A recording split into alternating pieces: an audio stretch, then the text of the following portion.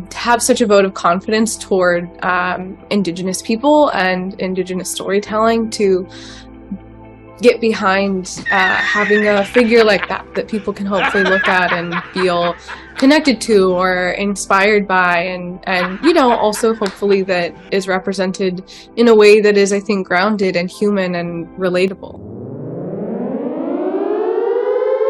Hi boys and girls, we're going to Predator Badlands, where we're going to predatize everybody into giving over their money to watch a really shit, woke, propaganda-infested movie, because 20th Century Fox used to be a very great bastion of filmmaking.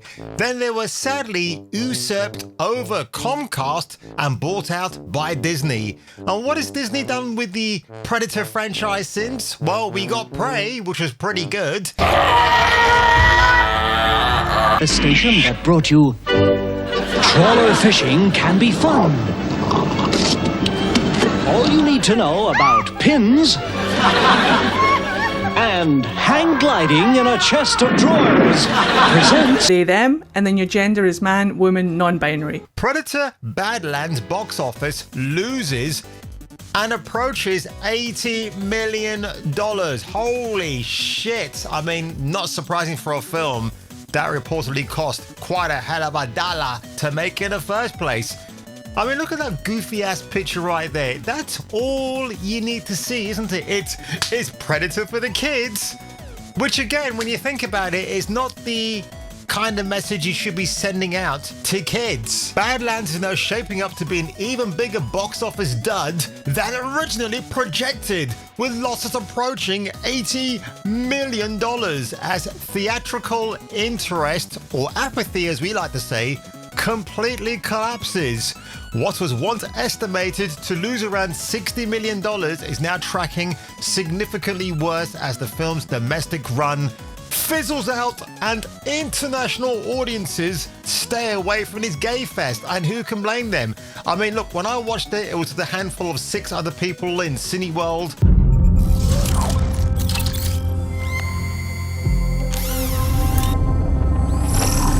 Predator Badlands box office took another brutal hit in the nuts in weekend 7, plunging 78.3% to just $213,000. The film also lost roughly 70% of its remaining theaters, a clear sign exhibitors are done with it. Despite the fact that they had this flop, then it came back and everybody was thinking, oh my god, Predator made this much money. Oh, it's a celebration, we're going to get a sequel. Well, I've got news for you about that as well. So the domestic box office is effectively finished. Tallies now sit at domestic 90 million, international 92 million, worldwide $183 million. And they thought at Disney this was a win. It is definitely not. Those numbers fall well short of what the film needed to break even after production costs, marketing and distribution expenses are all factored in, thought to be around $262 million. So again, this is not even a win. People like to exclude marketing because they think it's not a really big part of pushing the film to be a success or a failure.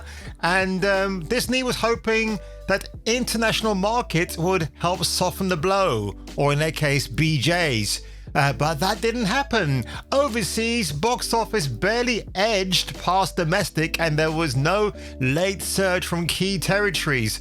With global interest fading fast, there's little chance the film meaningfully improves its final numbers. Because yeah, when they put it out on Disney Plus streaming, eventually they're going to say, oh, look at that, we got new subscribers and we got new viewing figures. I think when they actually debut this particular movie, it's going to score just as badly as Fantastic Foreskin did when it debuted on Disney Plus this year.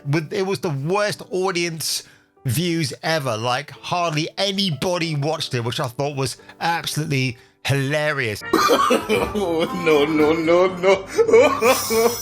And look at this stupid thing right here. Bloody hell. A monster. Based on its worldwide gross, because the film itself was gross, and estimated total costs, Badlands is now on pace to lose close to 80 million theatrically. That is hilarious. Merchandising and downstream revenue won't come close to offsetting that gap, which is what I just said. Funny enough, Elle Fanning, you could do so much better, love, but I think she's now being usurped into starring in shit that's gonna propagandize a beloved franchise. What a shame. I really do like her, but if that's the if that's the path she's choosing to tread, well, good luck to her on that one. With Predator Badlands underperforming this badly, there's little incentive for Disney to move forward with a theatrical crossover event.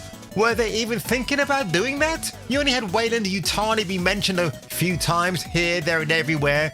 But there's also no current talk of a sequel. What a shame. Oh, never mind.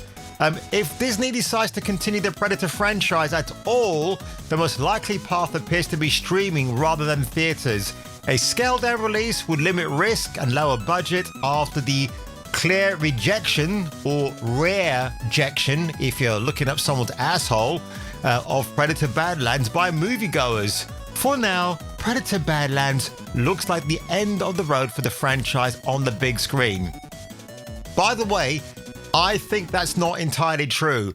I think Disney will double down and make a sequel to this, because the way the film ends, you know they are clearly baiting you for a sequel. You know it, and I think it might still happen. I think Matt McGloin he's well-meaning here, but honestly, I think they're still going to go ahead. The 1987 original, Schwarzenegger, again, if you adjust everything for inflation, it would have made over $280 million, which destroys Badlands already.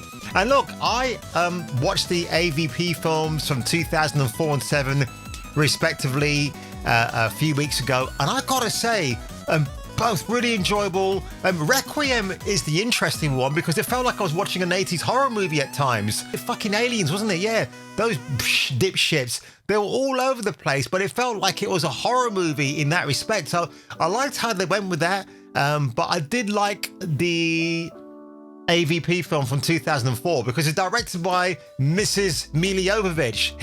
He directed that. Paul Anderson. He was really, really good. So they should have brought him back for the sequel, and I don't know why. There's been varying press reports about the cut of the movie that you delivered. So I've read somewhere that you delivered a far gorier movie and it was cut down to PG-13 for American release. And I've read elsewhere that that's just made up and press hyperbole. Which is the truth? What film did you deliver, and are you happy with the cut that's been released? Those reports are heavy on the hyperbole. You know, there was never a different cut of the movie. A mate of mine, a very good friend of mine, reached out to me.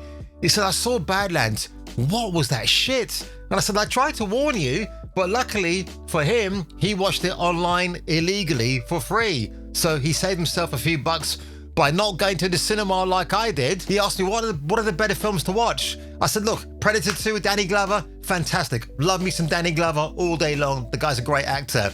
And Predators with Adrian Brody, really good. Yes, it's essentially a remake of the original, but they took a bit of a different slant on it and directed by an Indian guy. And it was a pretty good film. And then you got The Predator by Shane Black, and then he said Shane Ritchie for a second. Not very good, especially again when you know what they actually removed from the original cut, which was the scene of Olivia Munn lying on the bed, all seductive and looking really hot like Olivia Munn looked back then before the plastic surgery, and all the men are surrounding her looking all googly-eyed, because who wouldn't back in the day? And they removed that scene because apparently it was problematic. And then, of course, Prey with Amber Midthunder. Not a bad film, apart from that last third act with the women all cheering at the wigwam camps.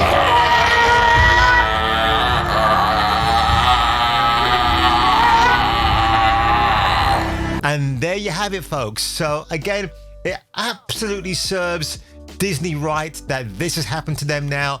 I can't feel sorry for them. Yes, I know some of you in the comment section on my previous videos ended up liking the film, and I don't, you know, if you liked it, great, but honestly, it's not what Predator is all about. It's like taking Freddy from A Nightmare on Elm Street and making him to a lovable old goof for a PG-13 audience. It just would not work. If food don't kill you, the service will. And Predator always, by the very fundamentally core R-rated nature of it, is visceral, bloodletting, horrific, everything. Things that you won't find in the PG-13 film. Unless, of course, you're talking about a Disney movie that's infested with propaganda and too many black folks and too many little white folks on the side. But on that one, ladies and gentlemen, if I were you, and if you were me, I'll catch you catching me for the return of the next video. With Predator Badlands underperforming this badly, there's little incentive for Sydney, or I'm thinking of Sydney Sweeney again. I don't know why that came in to that conversation. What the fuck is a golem? Like and subscribe, or get your nuts Krogan crushed on Kung Fu Hot Dog.